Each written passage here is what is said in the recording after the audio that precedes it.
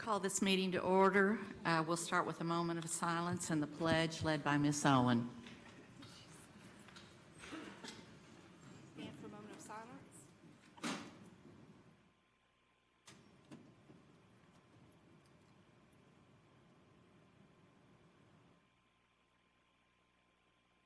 Please face the flag. I pledge allegiance To the flag of the United States of America and to the republic for which it stands, one nation, under God, indivisible, with liberty and justice for all.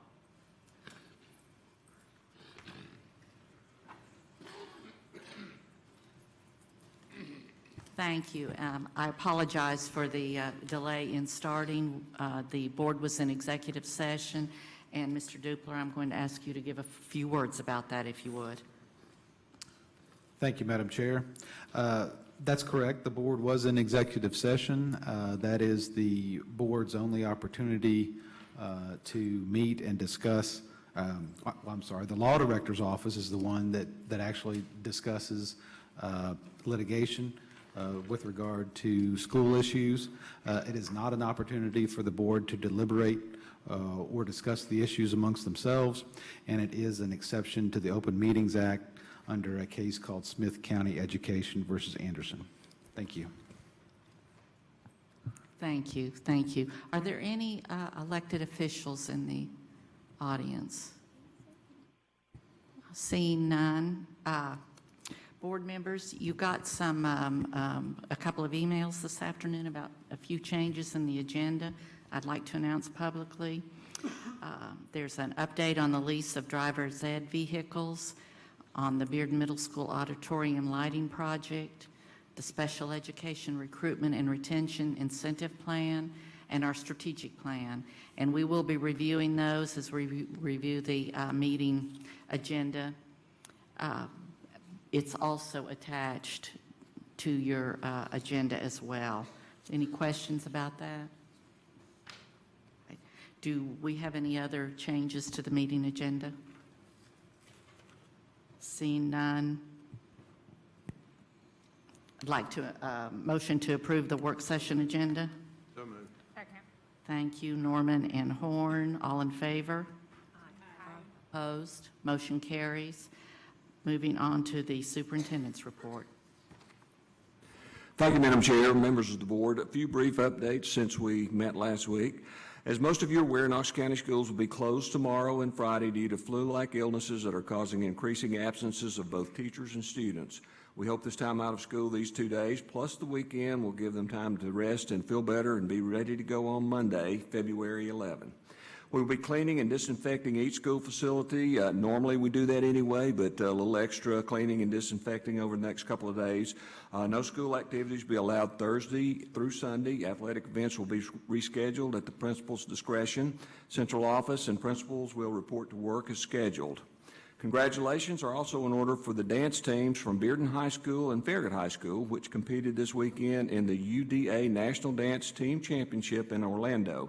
Bearden won the medium varsity prom and large varsity game day championships, while Farragut won the small varsity jazz championship. It's a great honor for both teams, and I'm proud to recognize their achievement. I'd also like to reiterate a couple of important calendar items that are coming up soon. The district will host a career day for middle and high school students on Tuesday, February 12, from 4 to 7. This free event will be held at the Knoxville Expo Center on Clinton Highway and is hosted in partnership with Pellissippi State Community College and Partners in Education. The Teacher of the Year dinner will be held on Tuesday evening, February 19, at the Knoxville Convention Center. This event is a great opportunity to recognize some of our outstanding educators, and I'd like to invite each member of the board to join us. And finally, the KCS Recruitment Fair will take place on Saturday, March 2nd from 9 a.m. to noon at Central High School. Candidates for all classified and certified positions, including food service, transportation, and custodial, are encouraged to attend. On-site interviews will be conducted for candidates who are certified in high-needs areas. We're always looking for talented team members, so please help us spread the word about this event. Madam Chair, members of the board, this concludes my report for this evening. Thank you. Thank you, Mr. Thomas. Any questions, comments? All right, moving along. The Community Health Council update. Council Chair, I apologize. Oh, you're not Alan. No, I'm not. Okay. And I apologize, I did not get your name written down. If you'd introduce yourself, please. I certainly will. Good evening to you. I'm Mitch Olszewski. I am the chair-elect of the Community Health Council. We serve Knox County, the city of Knoxville, and the town of Farragut. I just wanted to let you know that your decision to close the schools was a good one. My 11-year-old got sent home today, so it's working fine. First, wanted to say thank you very much from the Community Health Council for your support and your interest. What we're giving you today is, it should be in front of you, is a copy of the annual report. And this gives you a snapshot of what we did this past year. And this gives you an update of each one of our Community Health Council Community Health Improvement Plan. That's the CHIP, C-H-I-P. The CHIPs come out of the community health assessment that is done periodically in Knoxville. There's one actually just finishing up as we speak, and so we will be reviewing the CHIPs in the summertime and possibly continuing some, maybe bring some new ones in. The plan that we use is basically a roadmap for improving 4 priority health issues in Knox County: mental health, opioid abuse, tobacco use, and active living, all 4 of which are obviously of importance to the school board. The particular CHIPs that we have right now have been in existence since 2016 and are expiring this year. The final report of the CHIP activity for those years will be coming out in June of 2019, and you will all be getting a copy of that. What we did in each case of the CHIP was to partner with a local organization that was already working in that area. We're not looking to reinvent the wheel. We're not looking to come in and tell anybody, hey, you know, we're from the Community Health Council. We know what you're supposed to be doing. And so what we did is we worked with Active Knox on active living. We worked with Smoke Free Knoxville on the tobacco use issue. We worked on the Prescription Drug Abuse Task Force on the opioid abuse issue. There really wasn't a current activity in the area of mental health that we felt really worked out real well for us, and so we helped to put together the Mental Health Task Force, and that's who we're primarily working through on that one.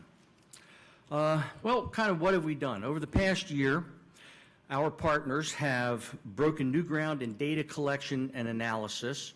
Once you start getting into this, you find out that a lot is not known. There are a lot of data gaps, and it's tough to really make an impact in an area if you don't know where you're starting from and being able to identify a quantitative measure of where you want to go. We have improved outreach to people struggling with addiction. We have educated policymakers, medical professionals, parents, and children on some of the most pressing health issues in our community. So you can see we did a lot of educational activities, and we have also identified a lot of data needs and started some efforts to try and address those needs. We have seen some positive trends.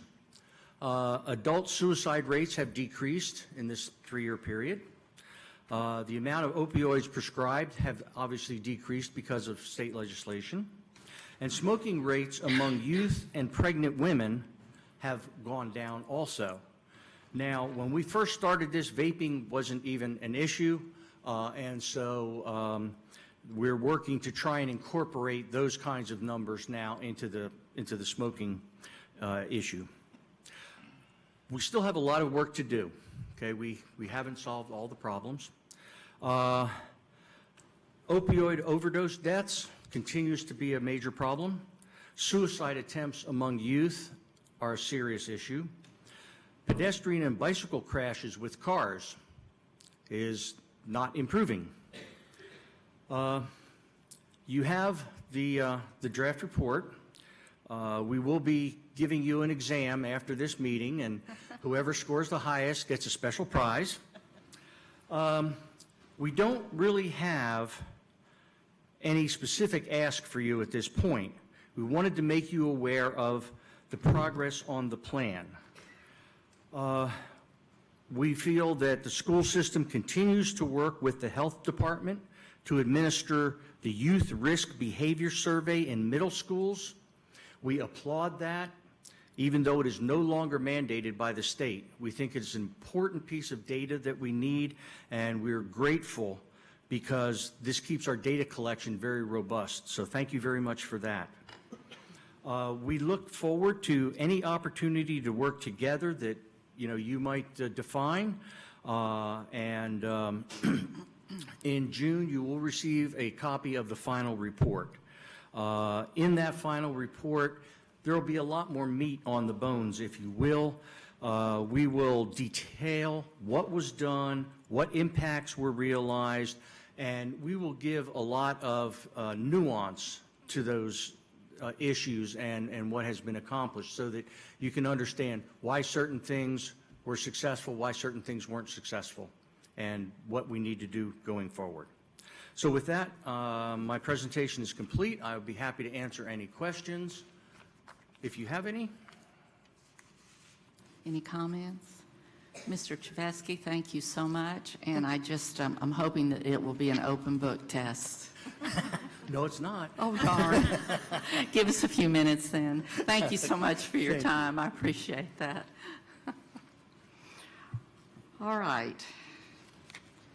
Looking now at the agenda for Wednesday, I am on item 5, consent agenda. C, number 1. Any questions, comments? 2, 3, 4, 5, 6, 7, 8, pardon, on 7 or 8? Yes, Mr. Dupler, please go ahead. Thank you, Madam Chair. On item number C8, board members, that may be removed. It's not been approved as to form yet, but I'm working with Rob Spees at Fulton to try and see if we can't amend that language. Thank you. But we'll let you know before next Wednesday. Thank you. Thank you. Ms. Horn did that? That was my question. Great, great. All right. Item 9, 10, 11, 12, 13, 14, 15, 16, and 17. Moving on to number 6, board policies. A, B, C, or D? Thank you. D. Mr. Norman. Thank you, Madam Chair. I did have a question about, I noticed the vaping thing was added to it. I was just curious about how our staff, how our administration handles the discipline of somebody who is vaping. How is that handled? What would be sort of the progression of penalties or whatever? Do we have a policy that guides the principals or how they're supposed to handle vaping? Thank you, Mr. Norman. Mr. Thomas?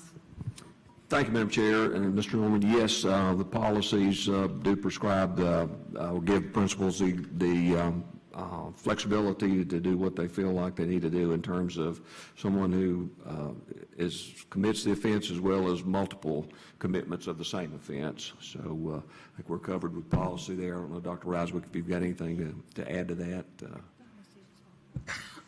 Thank you, Mr. Thomas. Thank you, Mr. Norman. They pretty much follow the same as the tobacco currently in the guidelines that Mr. Thomas is referring to. So that's in the ones that were passed for that. Pretty much follow the exact same. Okay, so what is that, like first offense? I would have to look again to be sure. I know Miss Asher's in the crowd, and also I think Miss Brennan just walked in. Just so ask Becky. We can ask Becky if she'd like to step up. Thank you, Becky. Being a high school principal, she's going to know. Yes, I was going to say, good evening. I'll only answer if you promise to approve our grant that's up next. No, we do treat it just like cigarettes because, you know, it's been found to have the same level of nicotine in it. And so first offense is 2 to 4 days. And then it just, most schools, or most principals that I know, it's 2 days, 5 days, and then strike three. Okay, so at least 2 days for the first offense. Yes. So what are you finding in L&N now as far as the vaping issue? It's just like other schools. Students don't think that the adults understand that the sudden appearance of these jackets with big sleeves is so they can puff down inside of it. Okay. And, but we do. So it's the same when I was just at a conference across country, and it's pretty funny. You realize that things are the same all over. I was talking to somebody from Michigan, and they're like, these stupid Yules, you know, the vaping devices, they're like, the kids think that it's not a cigarette, so it's not really smoking, and it's rampant, absolutely rampant. Sure. So how many kids in your school? That we have suspended 2 this year. And I know you're going rampant, really, but if you look at how many we have suspended for smoking on campus, 0 in the past 2 years. Okay. So for us, it's about awareness. And I'll tell you, the hard part is catching it, because you can't, when they puff it down into the jacket, there's no smoke. I mean, I know you remember the days when you had bathroom duty, you'd stand there and you could see the smoke signals coming out of the stall. You can't see that anymore, so you have to rely on smell, because they do have a scent, and you have to rely on their friends, well, maybe not their friends, you have to rely on other students saying, hey, so-and-so's doing this, and then, you know, when we have probable cause to search, and it's a lot of times the device itself looks like a USB drive, so I would imagine there have been some instances where people actually saw the device and misidentified it as what it So is. for the 2 kids that you had suspended, you searched them and you found the jewel on them? Yes. In an Altoids case, Yeah, they're that small. that gets pretty cumbersome, I would say. Yeah. Okay, thank you. Any other questions? Yes, Ms. Drennan? Thank you. I just want to add that along with the consequences, there is a huge national push from the Surgeon General's office because they recognize what an epidemic this is among our young people. So you're going to see a lot of push in the media around public service announcements trying to educate families and about the dangers of these devices. And we, at the local level, we're working real closely with the MDC to do some education so that we're trying to push that in our health classes as well. I just wanted you to know that we realize that the way to combat this is through education. We will certainly have consequences, but I would venture to guess that we haven't changed that behavior. We really have to approach it from an education standpoint. Thank you. Thank you. Anything else? All right, we are into number 7, grants. Letter A. Ms. Horn? Thank you. Could we just hear more about this particular contract? Mr. Thomas? Yes, Madam Chair, Dr. Riswick will address that. Thank you, Mr. Thomas. So we're learning to shuffle over here again. Ms. Horn, thank you, Ms. Horn. This is actually part of the grant that was approved earlier, the STEM grant. That was I think it's a 5-year grant that we have for after school growing a STEM program through our science department. Ms. Berry spoke to that a couple months back in October.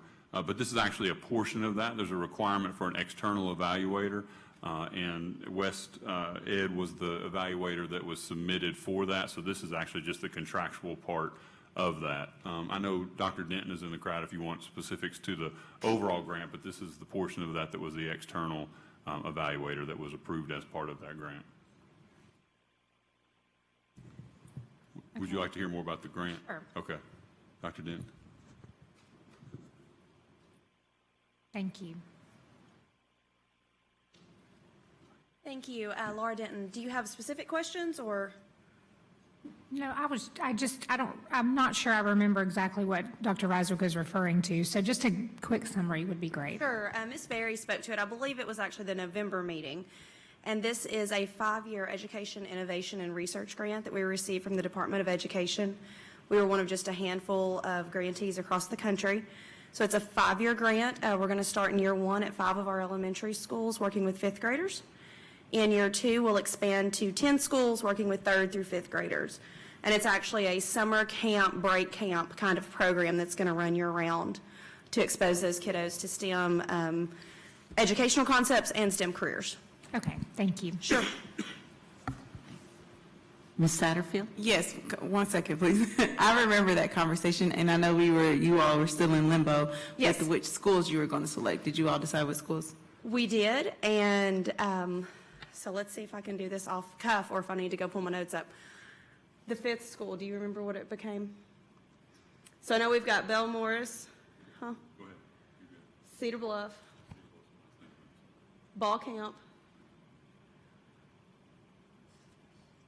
Saramore Green, and which South Knox school?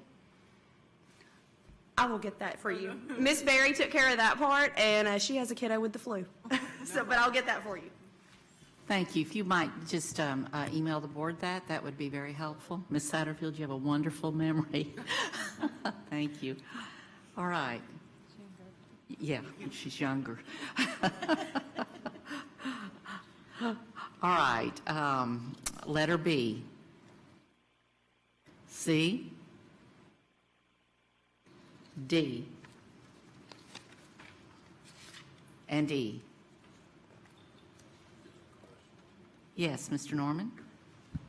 Thank you, Madam Chair. We're on E, right? Correct. Okay. The question is sort of indirect to this. First, it's more about how are we doing as far, well, let me go directly at the iPad cart here first. This is a replacement cart, I'm assuming, right? I might ask Mr. Reiswick, would you have that information? Thank you, Madam Chair. Thank you, Mr. Norman. I'm not 100% positive, Mr. Norman, if it's a replacement. I know Bearden Middle School has been part of the Digital Promise Network for the past couple of years, and as some of those funds, and it was initially where there was access and iPads and things provided for the students.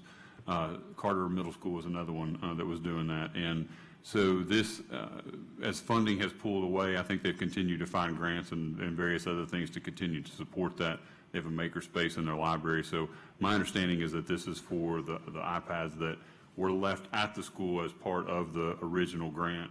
And this is a grant for them to have a charging station. So I'm not positive if it's a replacement or if it's one for those devices. Okay. My real concern is a much broader issue. I hear in the communities that when it comes to technology, we may be less than diligent at protecting what we have in terms of our capital investment in devices. Okay, so for example, Chromebooks. Do we have within the system some effort to analyze how well we're doing at maintaining these systems, securing these systems, keeping the systems working, ensuring that they're not abused, et cetera, et cetera? If I'm following your question, you're talking about physical security of the devices more than electronic security or network security. Right, physical security. They're not tossing them across the room. They shouldn't be. We rely on the school staff to oversee that and take care of that. I think Ms. Byard is here, I believe, and she may be able to talk to you a little bit about what our process is to look at those and do those repairs and get those back to the schools. But we do most of those repairs on those in-house, and I haven't seen anything that's abnormal at this point. But Gail, you're closer to that than I am.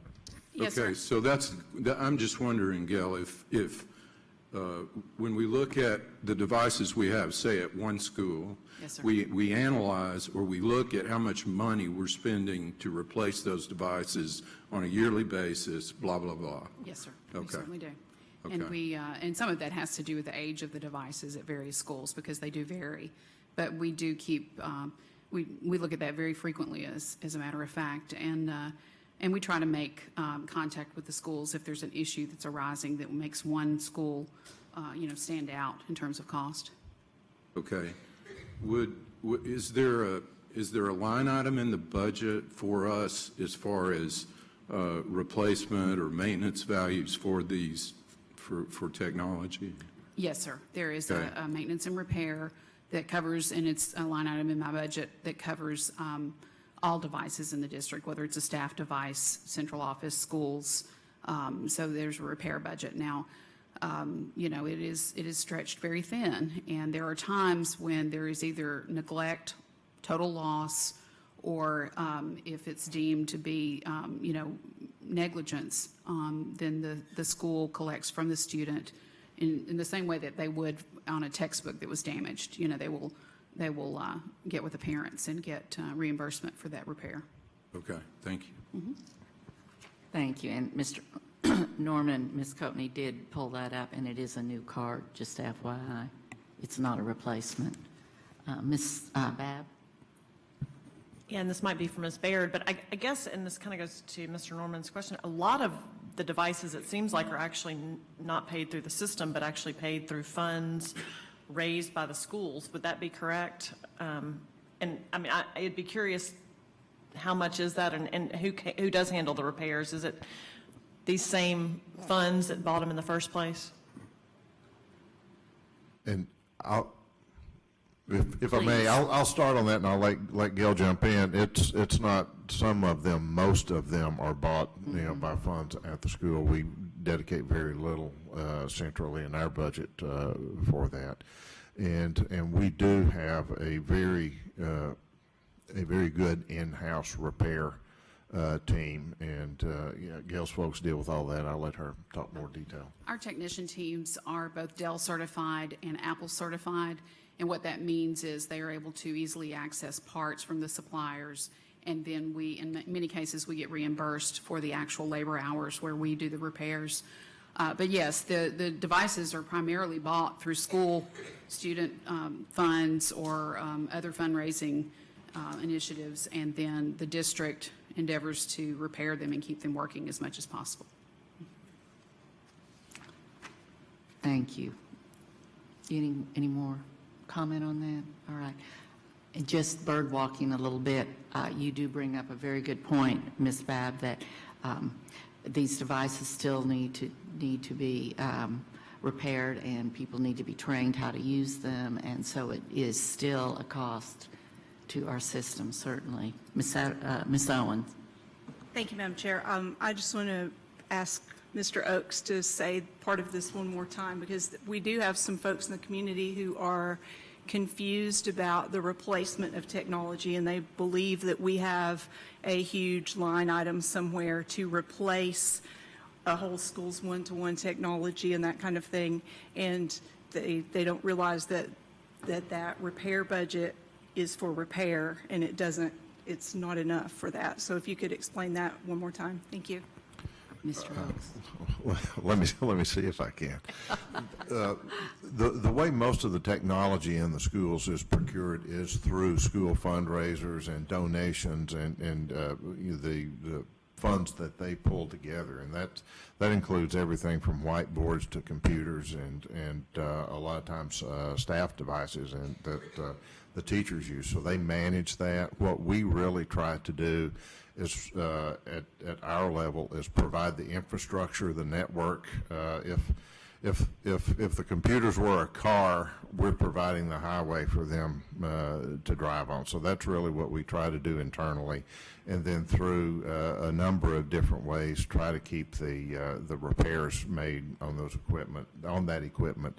Ms. Barrett has a little bit of that in her budget, and then a significant amount of it is paid for if there is damage to the equipment that is reimbursed to us by the parents or the individual who damages the equipment. So we do a lot of things, I would say, by hook and crook to try to keep them up and keep them functional and do it as much on the cheap as we can. Thank you. Moving right along, under contracts, letter C. Oh, I'm sorry, I think I missed. Letter B. I apologize. We're on contracts B and contracts C. All right, regular agenda items. A, approved tenure for eligible teachers. This is always a good time. Any questions, comments on that? B, C, D, E,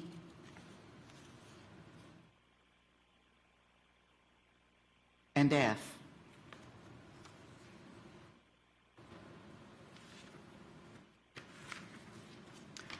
All right, so since there were no questions on F, everyone is satisfied with the strategic plan. Is that correct? This is what our workshop's for.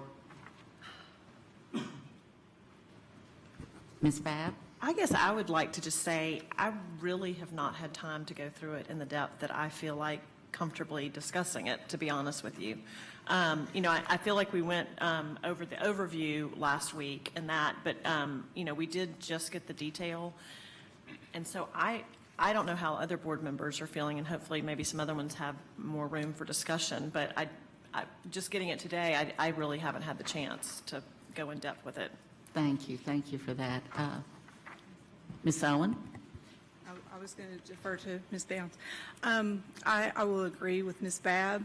We got this in our email at 12:30 today, and that's not a reasonable amount of time to be able to intelligently discuss it. All right. Ms. Bounds? Thank you.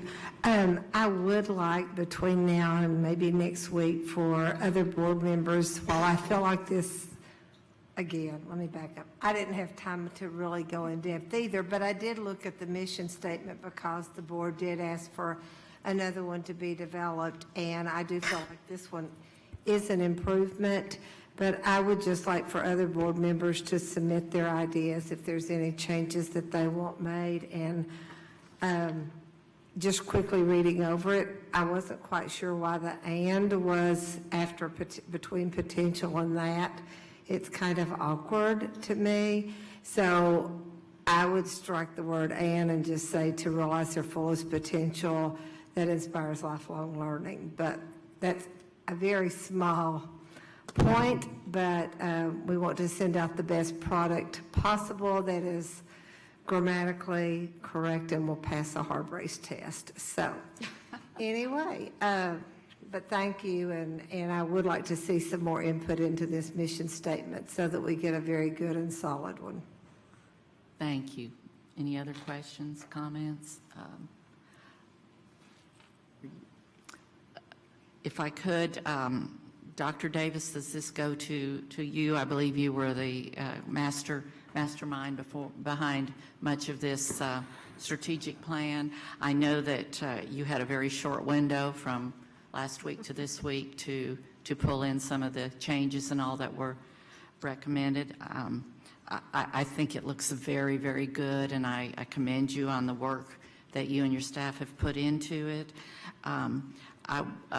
Do you have any comments that you'd just like to make on the overall product? Go ahead, Dr. Davis. Actually, I can't take full credit for that. I was just a member of the team. Ms. Corley Harrington sort of facilitated the group, but the entire senior staff worked together on that and sort of pulled things together. So I was a member of that team, so we all pulled together to make that happen. All right, thank you. Ms. Harrington, thank you. I didn't realize that. Thank you for your hard work. Mr. Norman? Thank you, Madam Chair. Yes, and indeed, thanks, Clifford, Ms. Harrington.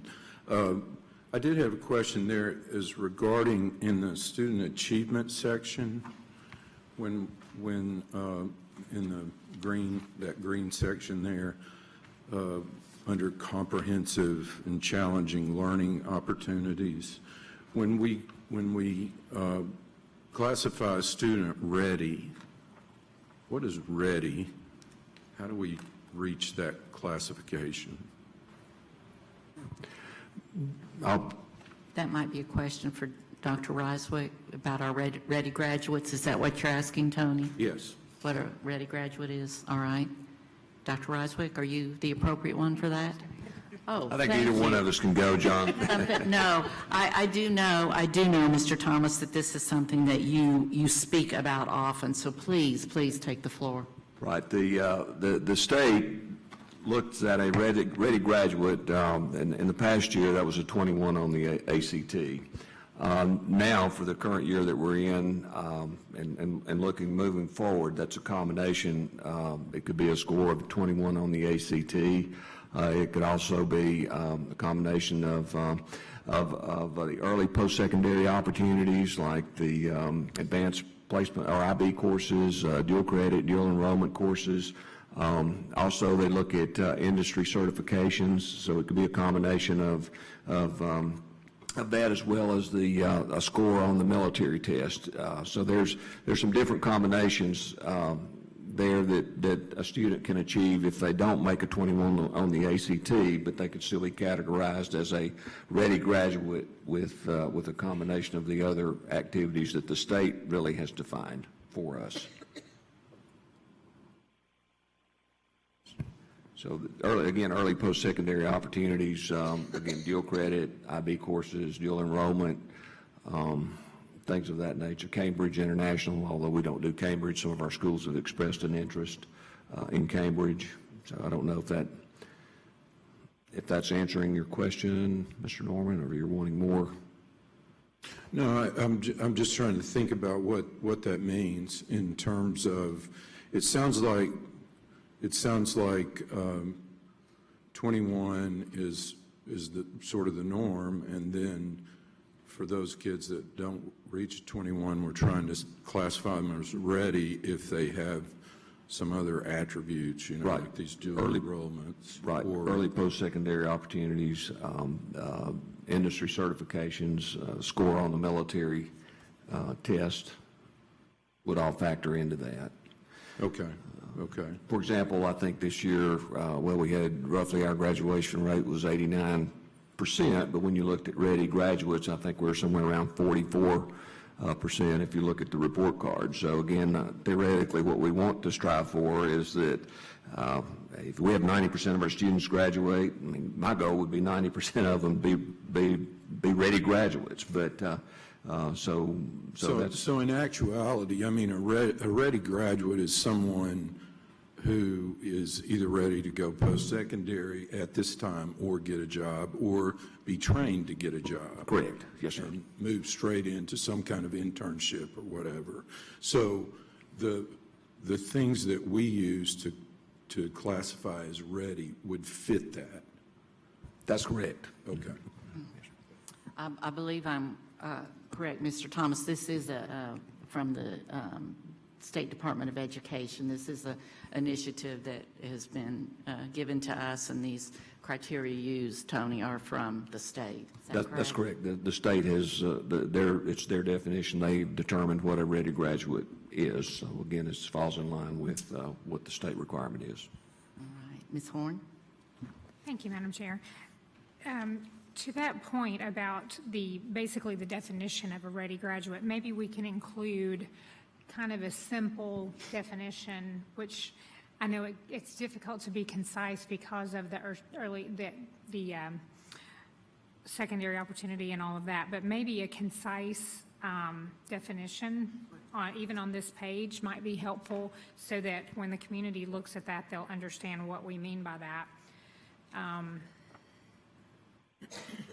And I agree with Ms. Bounds that I thought that transition was a little awkward at the end of the mission statement. So one suggestion could be realize their fullest potential while inspiring lifelong learning, maybe while inspiring. So that would be my suggestion as if we like this statement, maybe just making that change. Thank you. Thank you. Ms. Babb?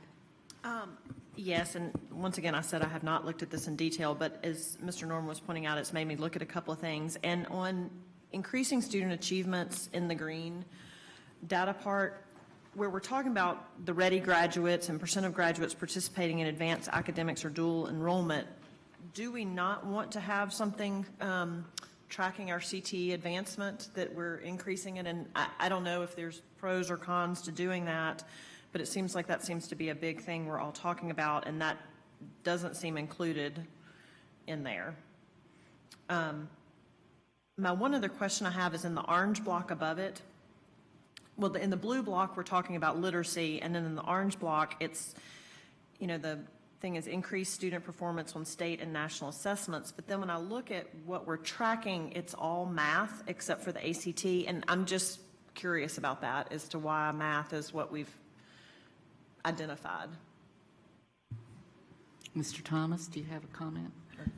It's Dr. Riswick. Thank you, Mr. Thomas. Thank you, Ms. Babb. Currently, science is not, it's being added in every category, and social studies is not tracked. And I think the reason you see the literacy in the first one is because that's called out specifically for literacy. Sure.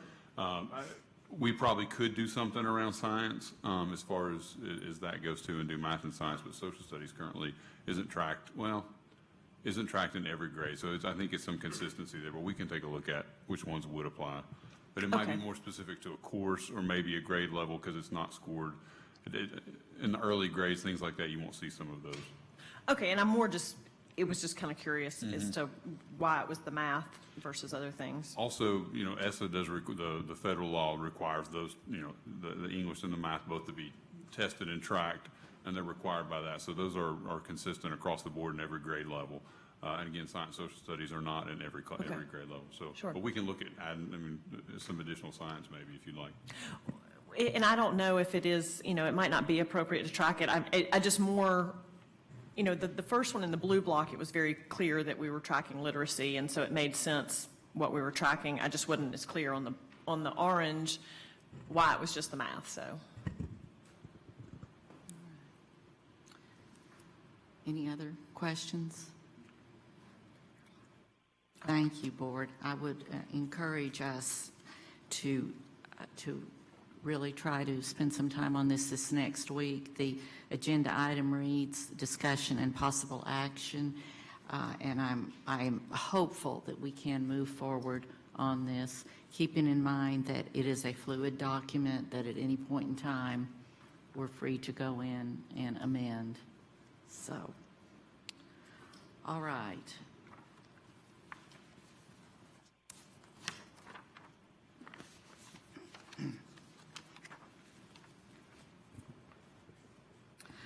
I believe that completes our agenda, and we move on to public forum. Is that correct, Ms. Coatney?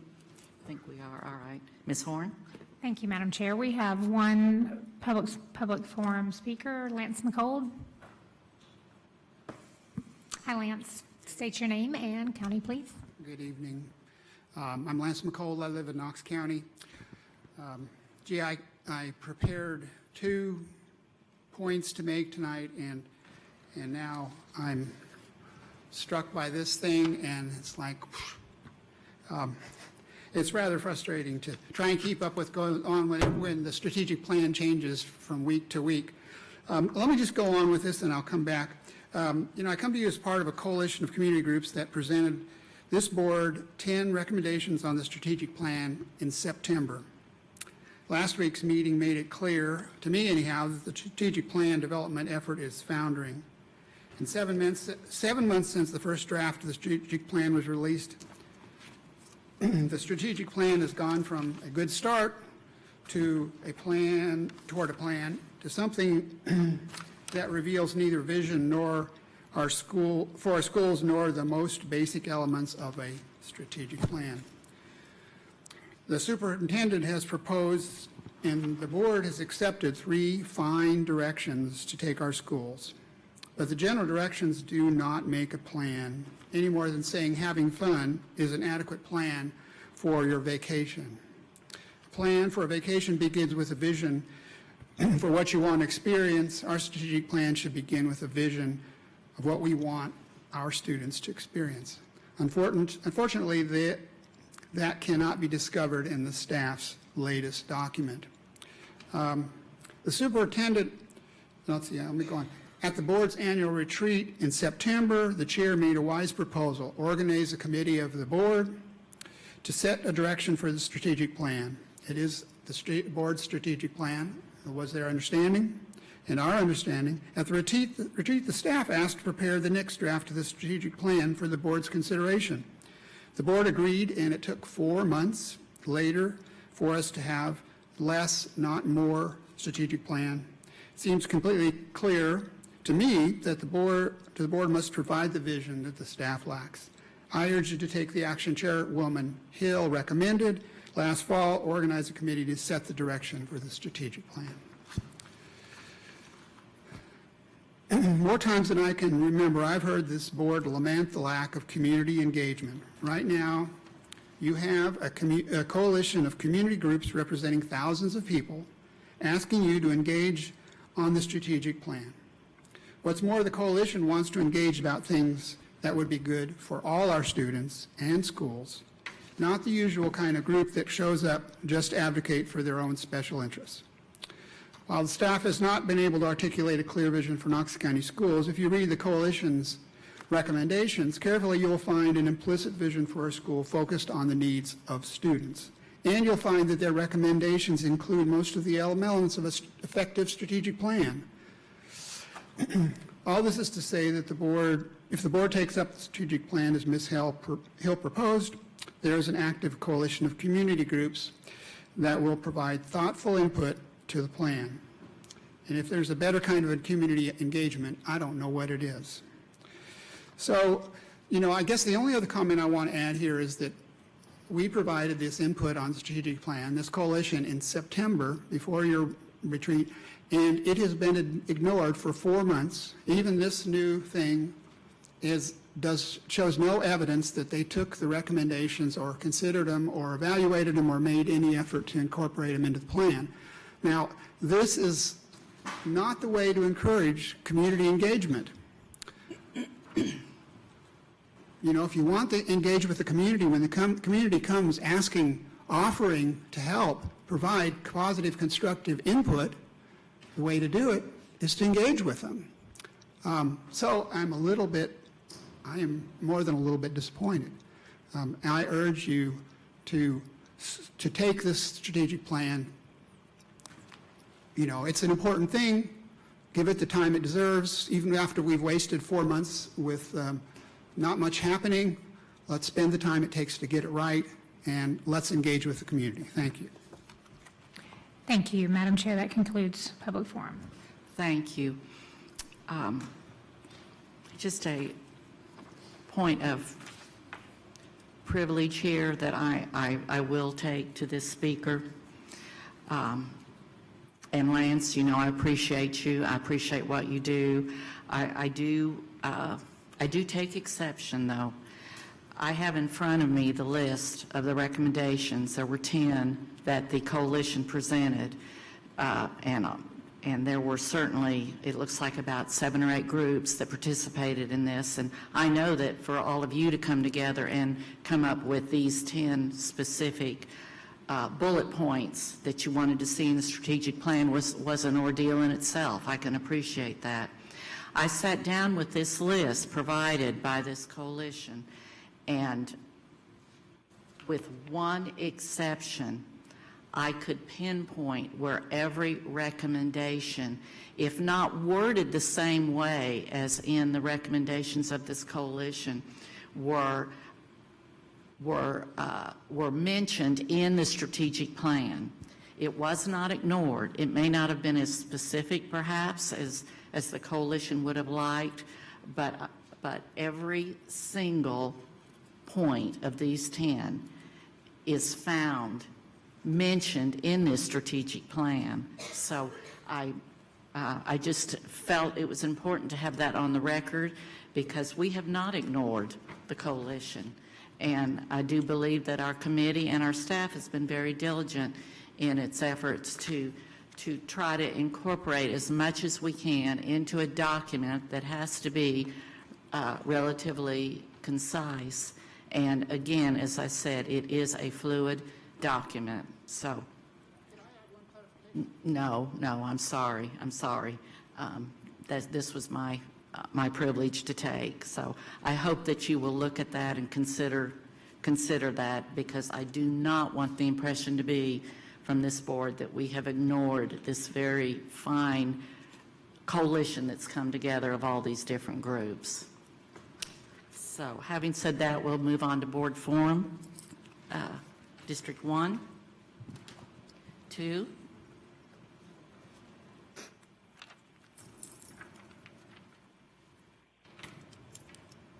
I'm sorry, I moved my notes. Regarding the Community Health Council, I wanted to note that Representative Staples has a House Joint Resolution right now that has been deferred until next week, so it will be on a calendar for the 13th.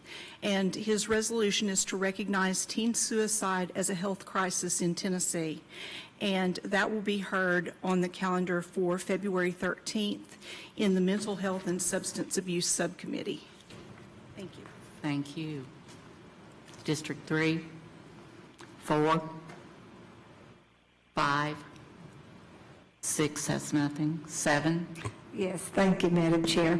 I'm excited, and I just want to congratulate the Powell Middle School boys basketball team for winning the district, and went on this past weekend to win the regional tournament, which qualifies them to go to the first ever state TMSSAA tournament in Smyrna, Tennessee. So congratulations to Powell Middle School boys basketball. Thank you. 8 and 9. All right. Any other questions, comments, anything? Motion to, thank you. Second? Horn and Norman. We are adjourned.